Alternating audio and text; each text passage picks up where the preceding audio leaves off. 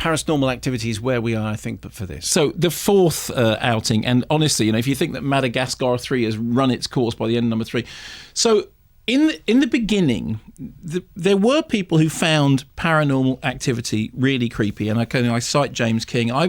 It never freaked me out. It never particularly bothered me, but it was an interesting idea. Cameras around the house. I mean, obviously, it referred back to Blair Witch. We've talked an awful lot about found footage, and the found footage which seeps over into surveillance footage. There's always the central gimmick about, okay, how do we pretend that everything that we're seeing is an image that was recorded by a camera that is actually part of the action, and that was the whole thing with Paranormal Activity. Actually, then later on, you get into films like Chernobyl Diaries, which Oren Peli, wrote and produced, and the whole thing looks like it ought to be found footage, surveillance footage, but yet it isn't. I mean, the weird thing with Chernobyl Diaries is that there are no diaries. Anyway, the central gag with Paranormal Activity was that you had a house with cameras in it and a family doing very, very mundane stuff, and then stuff started to happen viewed very mundanely through these video cameras. And I do understand how people got creeped out by it. The central idea about you film your bedroom whilst you're asleep and then you look back after and you see this weird stuff happening, because the creepiest moment in Paranormal Activity was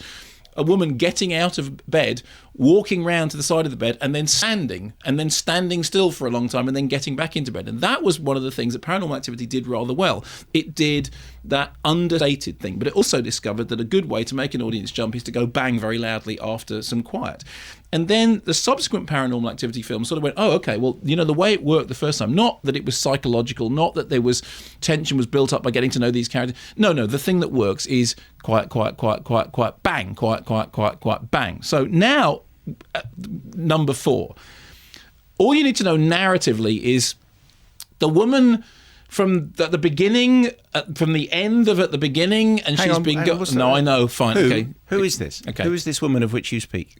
Okay, so new house, new family, young girl... How come she got a new family? No, okay, new house, new family. Come with a new house? No.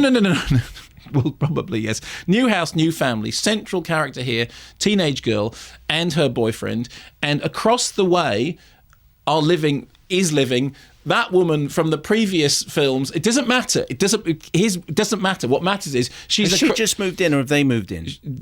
She must have just moved in. And she lives there with her child, and they're a bit weird, they're a bit creepy. And the child comes over and plays in our heroine's garden. And then the woman disappears for a bit because she's gone off to hospital. So they have to take care of the child. So now creepy child in the house with them. Meanwhile, the young girl whose boyfriend conveniently wants to videotape everything and, says, oh, funny things are happening in your house. Let's set up some computers. So he gets everyone's laptop and he sets them all up. So there we have the thing. And there is a central gag, and they must have been hats in the air when they thought about this. Turns out, you know what a Connect is? A Wii Connect. You know what a Wii Connect is? Yeah, I know. Well, yes, I know about a Wii. Yes, but you know what the one when you don't have to hold the doobries. Yeah. It just does it itself. Yes. You know what it is, okay? Yeah. So turns out, if you turn the lights off when you've got a Wii Connect on and you look at the room through night vision, you can see the little dots of special radar-y light that the television is emanating in order to read your movements. We think it might be an Xbox you're talking about, actually, not a Wii. No, a Connect, well, whatever it's called. Younger people will know, okay? There's the machine which you can dance around in front of it, and that happens on the television. You don't have to hold the widgety thing. That's on a pier. You can do that on a pier. You can do that on a pier, an amusement fine, okay. arcade. But it turns out... an amusement arcade or in a house. So it turns out that if you turn the lights off and look at it through a night vision camera, you can see all the little dots. Now, of course you can. It's a light. No, it's not a light, is it? It's an infrared. Or it's whatever. Yes, when you see it in the thing, it's not a light. Anyway, it doesn't matter. This whole thing is a gag so that, I can see invisible people moving through the shape that they're casting through the dots set by the Wii Connect. And you're going, that's it? Xbox. That's it? That's really it? And then beyond that, what happens is boring,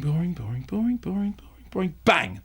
Boring. And for a start, you have to spend at least 15 minutes in the presence of these unbelievably boring people. In the first Paranormal Activity, you were quite interested in relationships. How did this work out? But now it's just got to, how long is it going to have to wait before something goes bang, before a pot falls off a thing or before a door slams? And it's almost like they've just gone, okay, we know exactly what it was. We've got the gag with the wee thing that puts the little dots on. That is one gag. We will build a whole movie around it. The rest of the time we'll just do the normal thing, which is nothing happens, nothing happens, nothing happens, nothing happens, nothing happens. Bang! Nothing happens, nothing. And I promise you that at not one moment in the whole of Paranormal 4, no matter how loud the bangs, no matter how I actually ended up thinking, if you were in that circumstance, you'd stop filming, wouldn't you? You'd just close the computer. There's one moment in which a dad comes up and looks at a computer that he can't understand, and it's doing something, and he wants to turn it off, but he doesn't know how to. Yeah, just close the computer. You do what any normal person. So I'm actually starting to worry in the middle of what normal people do in a horror movie makes no sense. But the point is, on. But the point is, I'm actually starting to worry about it, and then I think, hang about a minute. I'm worrying in a horror movie that those people aren't behaving in a way that is at all real, and that's the point at which you think, this has to stop now. And there was 5 other people in the cinema with me, and no matter how much the movie went quiet, bang, nobody jumped. And at 3 or 4 instances during the screening that I was in, they all turned on their mobile phones and did some texting and probably, did some catching up, and because the film was not distracting enough despite the loudness of the bangs. And I saw it on the big extreme, the screen was as big as it could possibly be, the seat was as comfy as it could be, the sightline was as perfect as it could be, the noise was as loud as it could be, and I was as bored can be. If I said anything negative about Sinister, believe me, put next to this, Sinister never puts a foot wrong. There is, for my money, the beginning half of Sinister is quite creepy. But compared to Paranormal in Activity 4, Sinister is up there with The Exorcist and and The Haunting. It's nothing. It is a long video film of people being boring in their house, and a sequence with the lights off showing you what a wee does in the dark. Xbox. Whatever, and then some more doors slamming. It's utter pants. What happens to the weird kid? Does he stay and play for? Oh, that will be giving away. Is he part of the weird? He's come to play. Do we not want him to come to play? Well, he's the weird kid.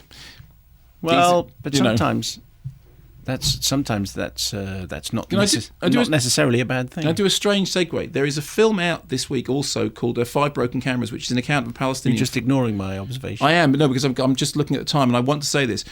A Palestinian farmer living in the village of Berlin, which is documenting Israeli settlers and the building of walls. What's this film called again? It's called 5 Broken Cameras. During the course of his documenting his life, 5 cameras get broken, and they get broken through scuffles with the army, through getting shot at, and it is obviously it is a very one-sided portrait, because it is a portrait of his life and how he sees his relationship to the wall and to what's going on around him. And during the course of it, these 5 cameras get broken, and actually the most disturbing thing about the documentary, which is disturbing, is that you see his child growing up amidst an atmosphere of rioting and tear gassing and bullets, and that's very, very disturbing, seeing this kid growing up in this really, really difficult situation. As I said, I understand that it's a one-sided, that is how it's meant to be, but I bring it up here because firstly I found it a very interesting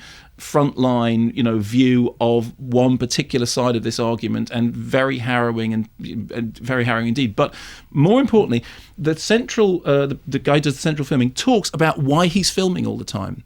People keep saying to him, just put the camera down.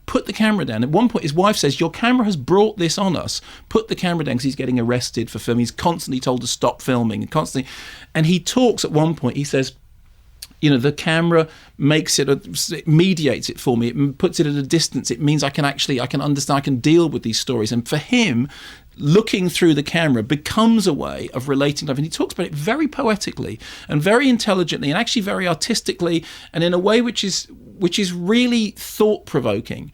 And it's interesting because the 2 movies could not be further apart.